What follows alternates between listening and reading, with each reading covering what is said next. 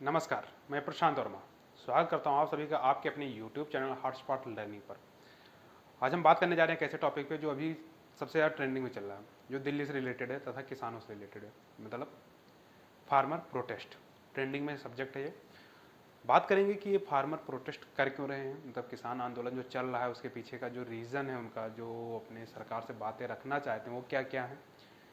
और ये अभी आप 2 साल पहले सुने होंगे, एक बार इससे पहले भी ये प्रोटेस्ट 2 साल तक चला, पूरा शांतिपूर्ण था। फिर 2 साल बाद उन्होंने गवर्नमेंट ने जो कानून लाए थे और कानून को वापस लिया। 3 कानून जो थे, हम एक वीडियो ऑलरेडी कर चुके हैं इस पर, आपको डिस्क्रिप्शन में लिंक मिल जाएगी, आप वहाँ देख सकते हैं वो 3 कानून क्या थे। तो उन 3 कानून के अगेंस्ट ही ये धरना प्रदर्शन दोबारा से स्टार्ट हुआ है। इसके पीछे का रीजन क्या था वो भी हम डिस्कस करेंगे। तो चलिए फिर शुरू करते हैं आज का वीडियो।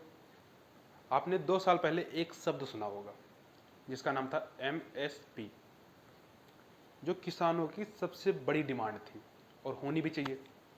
अभी बताते हैं क्यों। जो एमएसपी मिनिमम सपोर्ट उसी प्राइस चीज है। को लेके किसान दोबारा से प्रोटेस्ट करना शुरू कर दिया।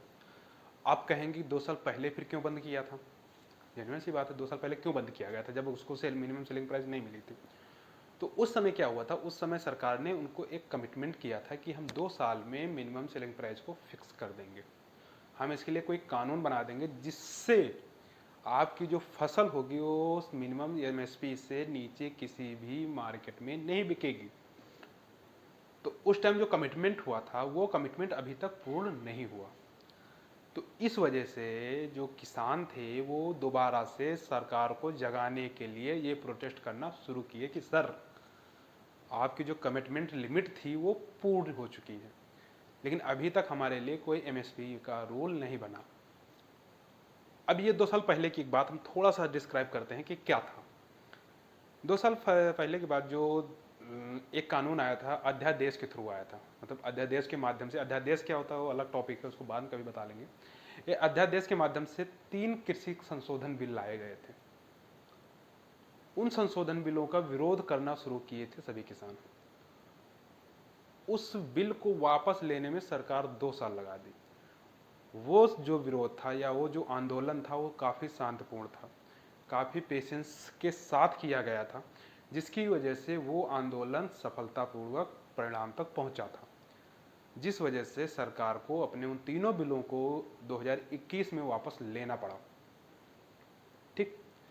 अब जब 2021 में वो सारे बिल वापस हुए तो उस टाइम सरकार के द्वारा एक कमिटमेंट भी की गई थी कि ठीक है, आपकी डिमांड को हम स्वीकार करते हैं, आप जो MSP की डिमांड कर रहे हैं वो हम आपको देने के लिए तैयार हैं, बट इसके लिए हमें 2 साल का समय दो, हम इसके लिए एक कानून बनाएंगे।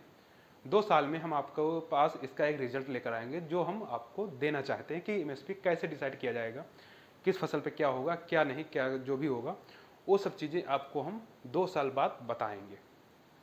किसान ठप, किसान शांत कि चलो 2 साल बाद हमारा MSP डिसाइड हो जाएगा आखिरकार। वो उस सहमति से आंदोलन खत्म किए, पुनः अपने घर वापस गए, फिर से वो लोग अपनी किसानी करना शुरू कर दिए। अब समय आ गया 2 साल बाद का समय। 2021 से 22, 23 बीता और 24 आ चुका है। तो 2024 तक अभी तक MSP के लिए कोई कानून सरकार नहीं दे पाई है। इसके बीच में कई सेशन हुए, मतलब संसद की कई सारी बैठकें हुई, बट इस पे अभी तक कोई चर्चा नहीं की गई सरकार के द्वारा। तो किसानों के दिमाग में जरूर खटकने लगा होगा कि कहीं ना कहीं हमारा MSP फिर से हमसे छीना जा रहा है, क्योंकि जो कमिटमेंट किया गया था वो कमिटमेंट अभी तक पूर्ण नहीं हुआ है। तो उसी चीज को लेकर दोबारा से किसान सरकार को जगाने के लिए, सरकार को याद दिलाने के लिए कि सर, आपने जो भी कमिटमेंट किया था 2 साल पहले वो अभी तक पूर्ण नहीं हुआ है, उस चीज को लेकर फिर से किसान आंदोलन शुरू कर दिए। लेकिन खास बात यह है कि किसान आंदोलन शुरू करने से पहले भी सरकार को एक बार विज्ञप्ति दिए थे कि हम इस बात पे बात करना चाहते हैं, आप द्विपक्षीय वार्ता करने के लिए तैयार हैं या नहीं है। उस टाइम पता नहीं क्या हुआ, ना तो किसान बात किए। उस टाइम ये भी बोले थे कि हम 30-40 दिन बाद प्रोटेस्ट करना शुरू कर देंगे। सरकार को तब भी डर नहीं था कि हमें इस चीज़ को लेकर सीरियस लेना चाहिए, जबकि उस टाइम संसद में जो शीतकालीन सत्र होता या विंटर सेशन होता वो कंटिन्यू था। विंटर सेशन अभी 10 फरवरी को ख़त्म हुआ है, आपको पता होगा। तो अगर चाहते तो एक बार इस पे बात कर सकते थे, क्योंकि संसद उस समय चल रही थी। अब ये चुनाव के बाद ही अब दोबारा संसद गठित होगी तो क्या होगा कुछ पता नहीं, बट किसानों को ये चीज़ पूर्णतया पता चल गई थी कि ये सेशन भी खत्म होने वाला है, अब इस पे बात नहीं होने वाली है। चुनाव होगा, चुनाव में हमारा यूज किया जाएगा, जैसे भी यूज किया जाएगा वो हमारी बात पूरी तरह ठप हो चुकी है। हमारी एमएसपी का कोई अब उत्तर नहीं आने वाला अब इन समय में, क्योंकि इसके बाद चुनाव पड़ जाए, सरकार चुनाव में बिजी हो जाएगी। फिर किसानों ने आंदोलन करना शुरू किया। आंदोलन जो है वो उसमें कई सारी डिमांड है, कई सारी डिमांड की है। WTO से भारत को आप बाहर निकालो, एमएसपी को फिक्स करो। जो लखीमपुर खीरी में किसानों पे कुछ आंदोलन, कुछ कार्रवाई की गई थी जिसमें थारवार के साथ किसानों की हत्या की कर दी गई थी, उसके लिए वो गुनाहगार को सजा देने की मांग कर रहे हैं। जो फिर किसान शहीद हुए या फिर जो किसान की वहाँ पे मृत्यु हुई उनको इंसाफ दिलाने की भी बातें कर रहे हैं। और एक रिपोर्ट को भी इसमें कमिट कर रहे हैं कि आप इस रिपोर्ट को फॉलो करो, इस रिपोर्ट के अकॉर्डिंग हमें सुविधाएं प्रदान करो। तो डिमांड उनकी कई सारे हैं, बट मेजर डिमांड जो है वो है एमएसपी। ठीक, अब हम रीजन तो आपको समझ में आ गया कि किसान आंदोलन कर क्यों रहे हैं। अब हम बात करते हैं कि एमएसपी या फिर किसानों के आंदोलन के पीछे का रीजन क्या है, एमएसपी क्यों उनको इतनी जरूरी है। देखो, एक तो है पॉलिटिकल रीजन भी हो सकता है। पॉलिटिकल रीजन क्या कि लगभग 40-50 दिन बाद, 60 दिन बाद अप्रैल मई में चुनाव होने हैं, कन्फर्म है। ठीक, अब चुनाव होने के साथ साथ आपको पता होगा कि जो किसान है, किसान भाजपा के पास अभी इतनी सामर्थ्य नहीं किसान को जवाब दे सके। किसानों को आगे हमेशा भाजपा को घुटना टेकना ही पड़ा है, क्योंकि उनको पता सबसे ज़्यादा वोट बैंक किसानों के पास है, सबसे ज़्यादा भारत किसान में, इसीलिए भारत को कृषि प्रधान देश कहा जाता है। तो उनके आगे घुटने टेकना भाजपा के लिए एक बहुत बड़ी पॉलिटिकल जीत भी होती है कि अगर हम इनके साथ सरेंडर कर दें हो सकता है हमसे खुश हो जाएं। लेकिन एक बात आप सेट करो, अदर पार्टियों के पास क्या बचा, कुछ भी नहीं। तो हो सकता है, I am not blaming any party, but ये हो सकता है कि किसी पार्टी द्वारा उकसाने पर भी ये लोग प्रोटेस्ट करने आए हों। हम ये क्लेम नहीं कर रहे हैं कि ये ऐसा हुआ है, बट पॉसिबिलिटीज़ है कि ये भी हो सकता है किसी पार्टी द्वारा इसको उकसाने पर किया गया हो। लेकिन आप ये सोचो, आप भाजपा जैसे चुनाव जीतने के लिए राम मंदिर का मुद्दा लेकर आती है, तो अदर पार्टियां चुनाव जीतने के लिए कुछ तो मुद्दा लेकर आएंगे ना, तो भी अपना खेल खेल लें, वो भी अपना खेल खेल। पॉलिटिक्स इतनी गंदी चीज़ है ना, हर कोई अपना अपना फ़ायदा ही ढूंढता है, तो सभी अपने अपना लड़ा रहे हैं चोंच। अब अभी हम एक न्यूज़ देख रहे थे, न्यूज़ को इंडिया टीवी पे, उसमें ऐसे दिखाया जा रहा था ना, यह किसान कोई कठपुतली है जो विपक्ष इसको चला रहा है। उन्होंने बाकायदा नाम, पार्टी का नाम लेके उसको पूरी तरह कोट किए थे कि ये चीज़ इनके द्वारा ये रन किया जा रहा है। तो वो भी है, लेकिन अब इसे भी समझो कि जब अदर पार्टी, सामने वाली पार्टी क्या कर रही है, अपना पक्ष मजबूत दिखाने के लिए वो भी तो कुछ ना कुछ धार्मिक चीज़ों को, पॉलिटिशियन, हम इंटेंशनली कुछ भी कहो कि हाँ राम मंदिर भाजपा ने बनवाया, आई एक्सेप्ट इट, हमें इस चीज़ से बहुत खुशी है कि हमारे प्रभु राम अपने वास में दोबारा से आके स्थापित हुए। आखिरकार उनको एक पहचान मिल सकी जो काफ़ी सालों से लड़ाई लड़ रहे थे।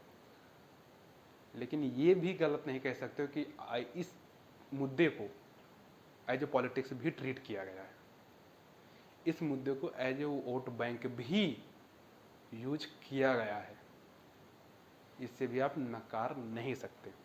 तो इसी पक्ष में एक और भी पार्टियां हैं जो ये भी कह सकती हैं कि हम, अब हमारे पास क्या बचा, किसान ही है, किसान को भगा दो। ठीक, वो भी हो सकता है, but I am not believing, क्योंकि किसानों का हमने वीडियो भी देखा, उसमें किसान खुद कह रहे हैं कि हम किसी पार्टी का समर्थन नहीं ले रहे हैं, हम इंडिविजुअल अपनी बात रख रहे हैं और हमारी डिमांड को पूरी की जाए, हम किसी पार्टी से प्रेरित नहीं हैं। ये किसानों की बात है, जो भी हो ठीक है। अब हम बात करते हैं कि आखिर इसकी ज़रूरत क्यों है। एक चीज़ आप जानते हैं, किसान वो भी एक ह्यूमन है, यानी मनुष्य, आदमी है, मानव है, जो काम करके फसल उगाता है। लेकिन किसानों की एक सबसे अच्छी बात जानते हो क्या, वो अपनी मेहनत की मजदूरी नहीं लेता है,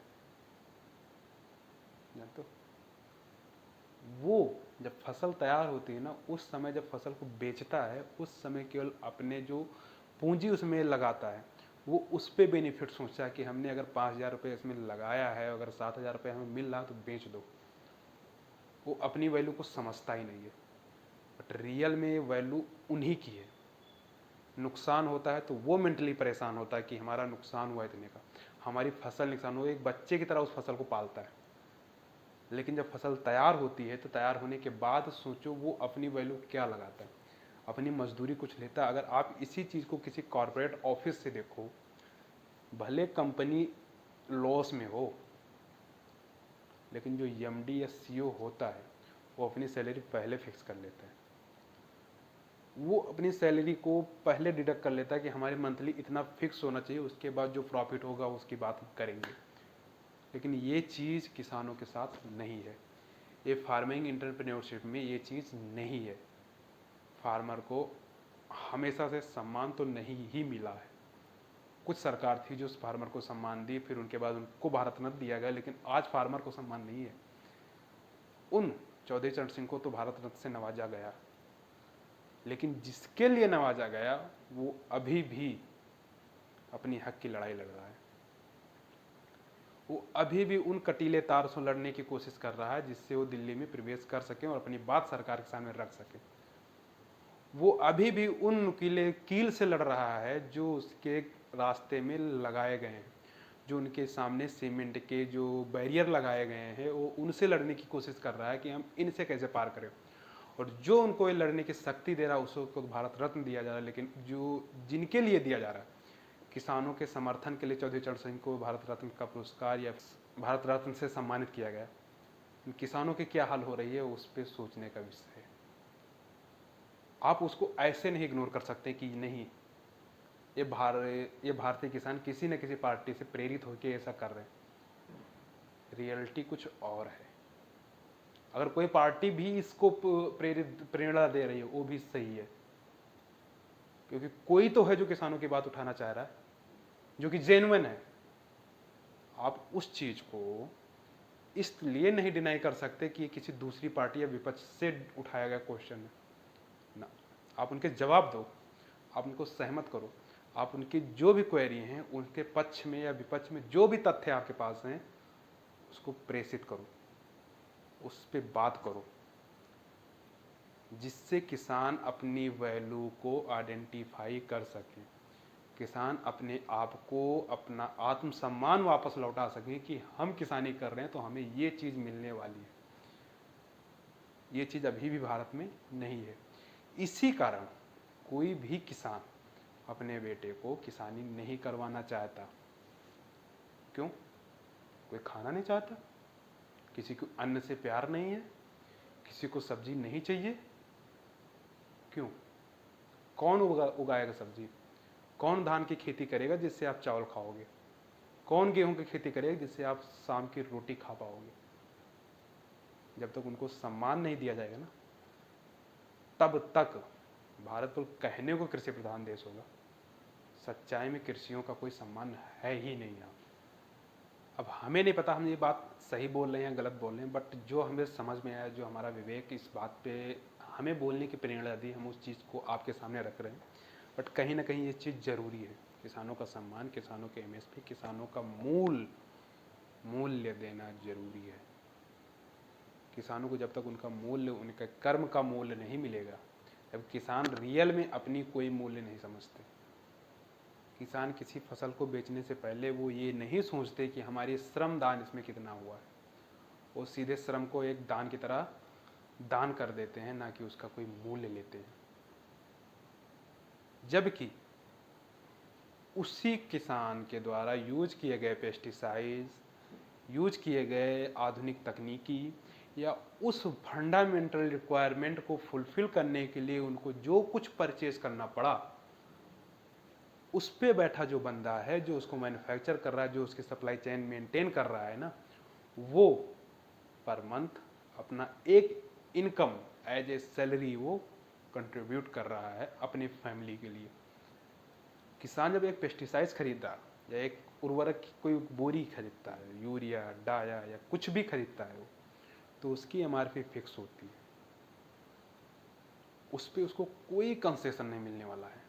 हम जानते हैं भारत सरकार उस पर काफ़ी ज़्यादा सब्सिडी देती है, बट उसके एवज में भारत सरकार किसानों के फसल का क्या मूल्य दे पा रही है, ये सोचने का विषय है। आप इसको ऐसे इग्नोर मत करना। किसान को किसान ही रहने दो, उसको उपद्रवी, आतंकवादी, देशद्रोही या इस तरह के उपकरण से मत नवाजो। इस तरह का नामकरण करना किसानों के आत्मसम्मान को ठेस पहुंचाना होता है। अगर आपको लग रहा है कि किसान यहाँ आंदोलन करके देशद्रोही का काम कर रहे हैं या खालिस्तान को बढ़ावा दे रहे हैं, क्योंकि अक्सर ज़्यादातर किसान हमारे जो हैं वो पंजाब और हरियाणा से हैं, पंजाब में ही खालिस्तान को बनाने की डिमांड होती है। कुछ भारत विरोधी जो तत्व हैं वो इसमें अपना पार्टिसिपेशन कर रहे हैं खालिस्तान को मोटिवेट करने, बट वो इतना नहीं। आप उसको सेग्रीगेट करो, उनके ऊपर जो एक्शन लेना ले लो, I agree with you, but किसानों के साथ ऐसा नहीं होना चाहिए। जो सच में किसान हैं, जो सच में देश के रक्षक हैं, जो सच में देश को दाना देने वाले हैं, उनका सम्मान जरूरी है। उनके साथ आंसू गोले के साथ बर्ताव करना, उनके रास्तों में कांटों को बिछा देना, उनके लिए सीमेंट के बैरिकेड लगाना, उनके लिए या उनके ट्रैक्टर या उनके हथियार के लिए आपके पास जो बड़े बड़े कांटों की जाल है वो बिछा देना, ये उनका सम्मान नहीं है। उनको भी दिल्ली तक आने की परमिशन होनी चाहिए। हम जानते हैं आप 2020 जनवरी का मुद्दा नहीं भूल पाए, लेकिन वो भी कहीं ना कहीं हमारी बहुत बड़ी चूक थी, हमारी सुरक्षा की बहुत बड़ी कमी थी। उसमें कोई किसान का हाथ नहीं था, उसमें किसान के पीछे बैठे उपद्रवी का हाथ था, जो कि हम नहीं आइडेंटिफाई कर पाए थे। अभी आपने भी एक न्यूज़ सुनी होगी जो कि संसद से रिलेटेड है। विंटर सेशन संसद में हुआ क्या था कि कुछ बच्चे, कुछ प्रोटेस्ट जो सिक्योरिटी था उसको बीच करते हुए वो अंदर एक स्मोक बम लेके घुस गए थे। वहाँ पे भी क्या किसानों का ही दोष था? क्या कहोगे? अपनी सिक्योरिटी पे उंगली उठाना हमें भी अच्छा नहीं लगता, बट वहाँ अगर सोचो कि किसानों ने ऐसा करवाया था, ये कहीं ना कहीं गलत है। वो तो बहुत सेंसिटिव एरिया जहाँ से पूरा देश चलता है, उस जगह को हम सिक्योर नहीं कर पा रहे हैं। तो जो 2020 के 26 जनवरी को हुआ था वो तो बहुत छोटी बात है उसके आगे। तो अपनी सिक्योरिटी पे हमें ध्यान देना चाहिए कि हम अपने देश में संसद, जहाँ पे हमारा पूरा देश कंट्रोल हो रहा है, उसको क्या सुरक्षा दे पा रहे हैं। या ऐसे कई सारे केस हुए हैं जो BHU में एक लड़की के साथ हुआ था, इतनी जानी मानी यूनिवर्सिटी, वहाँ पे लड़की सिक्योर नहीं है, तो नॉर्मल कॉलेज में क्या होगा? BHU IIT की बात बता रहे हैं। तो कहीं ना कहीं हमें अब अपने आप को एनालाइज करना पड़ेगा, हमें अपनी सिक्योरिटी को और मेंटेन करना पड़ेगा और मजबूत करना पड़ेगा। लेकिन उस सिक्योरिटी की वजह से हमें किसानों के साथ ऐसा बर्ताव नहीं करना चाहिए। जो फार्मर्स हैं उनको अपना आत्मसम्मान, उनको अपनी बात रखने की पूर्ण स्वतंत्रता होनी चाहिए। उनके साथ सरकार को बात करनी चाहिए और उनके साथ उनकी जो प्रॉब्लम है उनको मिल के सॉल्व करना चाहिए। उनकी बात भी जायज़ है, आप उनको नाजायज़ नहीं कह सकते। उनकी डिमांड जायज़ है, आप उनको ऐसे इग्नोर नहीं कर सकते। बाकी आपकी क्या राय है कमेंट बॉक्स में ज़रूर बताइएगा। मिलते हैं किसी नेक्स्ट वीडियो में, किसी नेक्स्ट टॉपिक में। जय हिंद, धन्यवाद।